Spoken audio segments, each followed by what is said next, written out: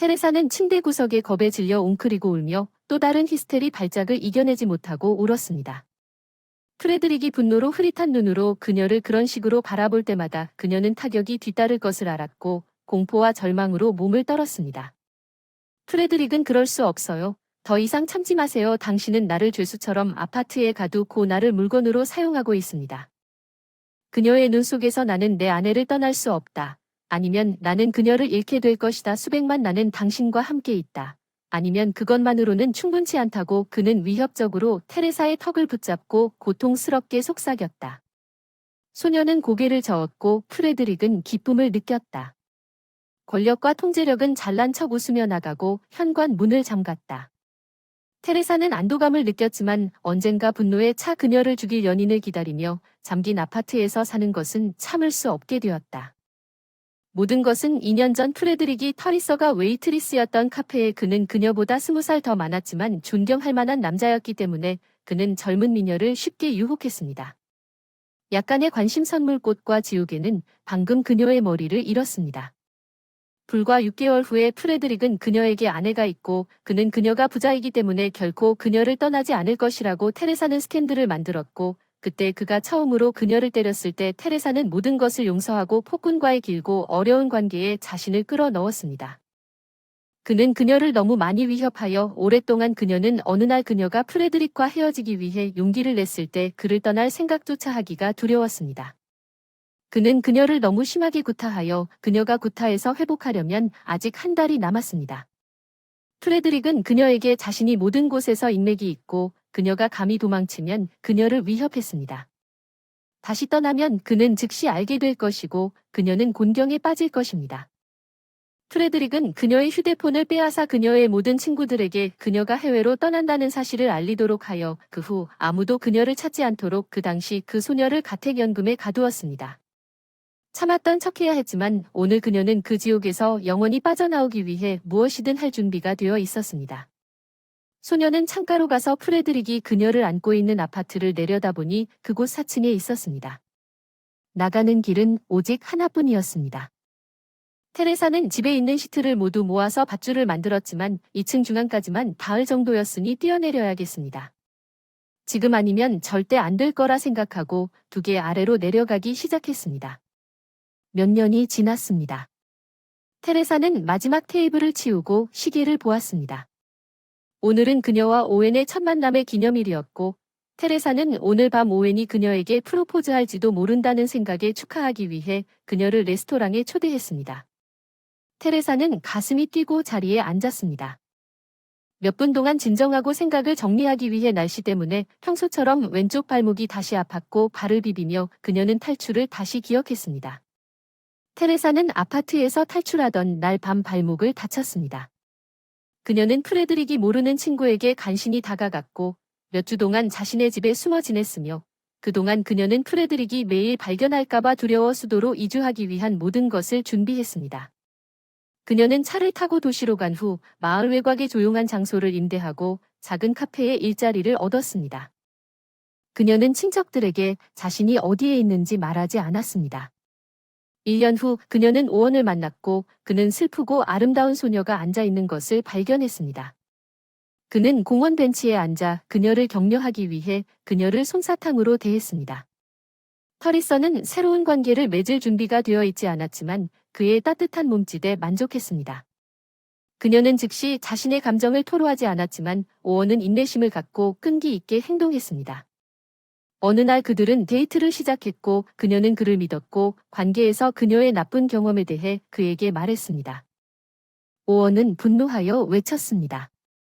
어떻게 여자를 때릴 수 있으며 그가 감히 당신을 아파트에 가두는 것이 가능합니까?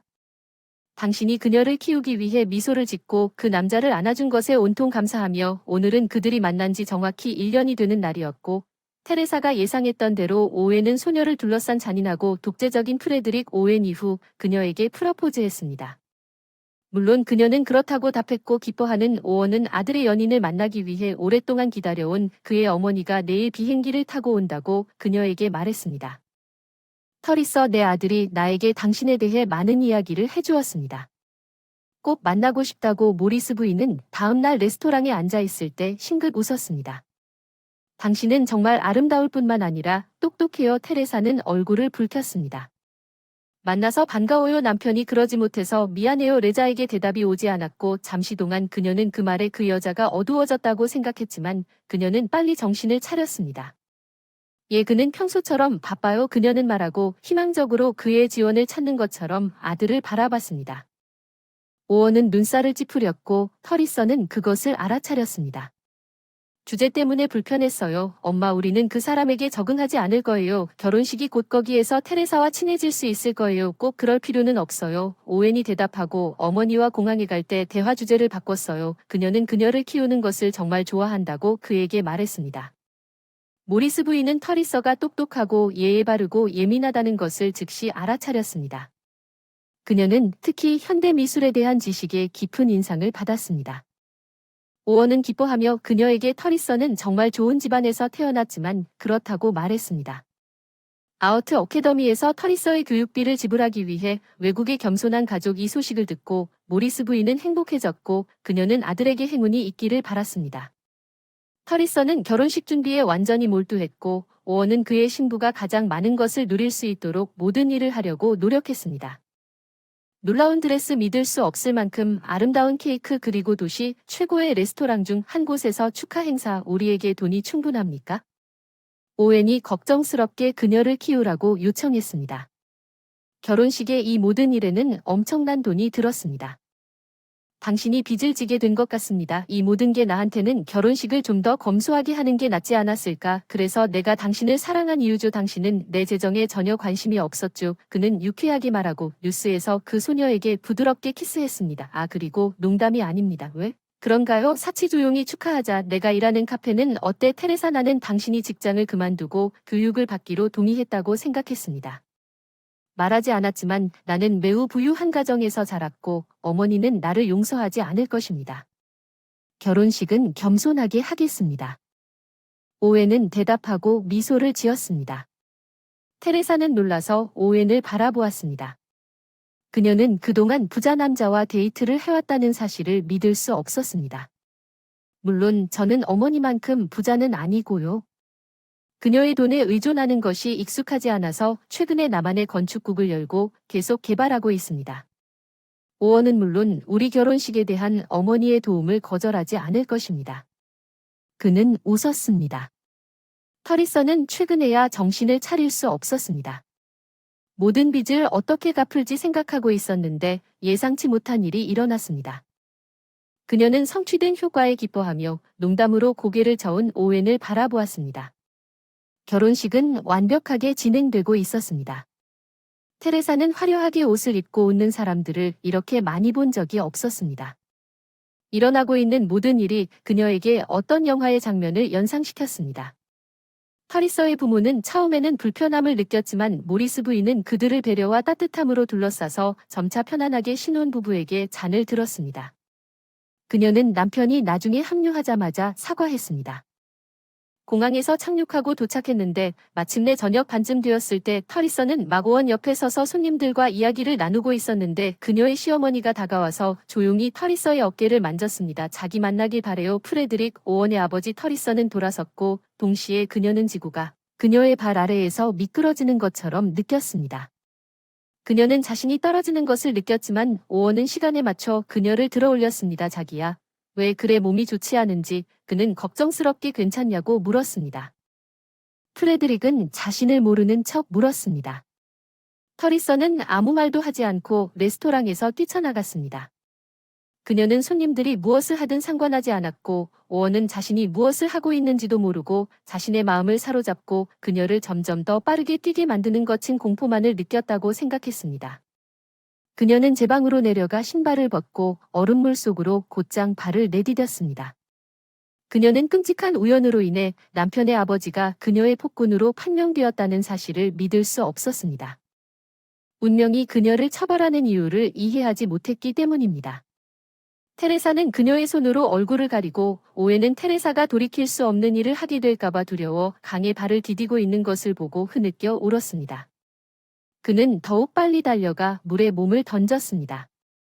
그 소녀는 주변에서 무슨 일이 일어나고 있는지 이해하지 못하는 것 같았고 그냥 거기 서 있었습니다. 눈물을 흘리며 자기야 무슨 일이 있었는지 오웬에게 쉰 목소리로 물었고 팔을 감싸 떨리는 어깨를 들어 올렸다. 무슨 일이 있었는지 내 사랑 무엇이 당신에게 그렇게 고통을 주는지 알아야 해요. 그 사람이에요. 소녀는 단지 그녀의 입술이 차갑게 파랗게 변했다고 말했습니다. 당신의 아버지는 바로 그 사람입니다. 나를 학대하고 내가 탈출한 남자. 그 소녀는 마침내 남편의 눈을 들여다보았고 오웬은 공원에서 만났던 날 그를 그토록 강타했던 것과 똑같은 고통과 그리움을 그 속에서 보았습니다. 그의 눈은 증오와 분노로 어두워졌고 주먹이 너무 꽉꽉 쥐어 관절이 하얗게 변했다. 나는 그를 죽일 것이다. 그는 레스토랑을 향해 몸을 돌리며 속삭였다. 나는 그를 죽일 것이라고 맹세한다. 그는 레스토랑을 향해 움직였지만 테레사는 그를 막았다. 그녀는 영원히 떠나는 것이 그녀의 유일한 선택이라는 것을 알았다. 남편의 아버지가 나의 학대자라는 사실을 알면서 나는 결코 살 수 없습니다. 소녀는 씁쓸하게 속삭였습니다. 그는 내 아버지가 아닙니다. 그는 내 양아버지입니다. 나는 항상 그가 돈 때문에 엄마와 함께 있다는 것을 알고 있었고 그를 사랑한 적이 없습니다. 그는 나에게 응답했습니다. 같은 방식으로 나는 어머니에게 프레드릭이 그녀에게 합당하지 않다고 설명하려고 노력했습니다. 그녀는 회복력이 있었고 그의 부정행위에 대해 알고 있음에도 불구하고 그녀는 항상 용서했지만 그가 당신을 어떻게 학대했는지 알게 되면 잔인함을 결코 용서하지 않을 것입니다. 그 사람을 집 밖으로 내쫓았을 거라 확신합니다. 그 사람은 꼭 안아주고 그녀를 꼭 끌어안고 손님들에게 돌아가서 즐거운 시간을 보내라고 설득했습니다. 결국 그들의 결혼식 날이었고 오원은 이 불쌍한 사람이 모든 것을 망치게 놔두지 않을 것이고 내일도 마찬가지였습니다. 그들은 좁은 가족 모임에서 프레드릭을 상대하려고 했고 특히 프레드릭이 다음날 신혼부부에게 얼굴을 보여주지 않으려고 노력했기 때문에 나머지 결혼식은 괜찮았습니다. 모리스 부인은 남편이 테레사에게 한 일을 알고 남편에게 큰 스캔들을 준 것을 알고 나서 오랫동안 당신의 부정행위를 참아왔지만 당신은 여기서 합리성의 모든 선을 넘었고 내가 다시는 당신을 볼 수 없게 했으며 당신은 아무것도 없다는 것을 기억하십시오. 당신의 인맥은 모두 내 친구입니다. 이제부터 당신은 환영받지 못할 것입니다. 좋은 집이라면 멀리 있을수록 당신에게 더 좋을 것입니다. 만약 테레사나 오웬을 만지려고 한다면 당신은 후회할 것입니다. 프레드릭은 잠시 후 여행 가방 하나를 들고 집을 떠났습니다. 사랑하는 아내의 둥근 배.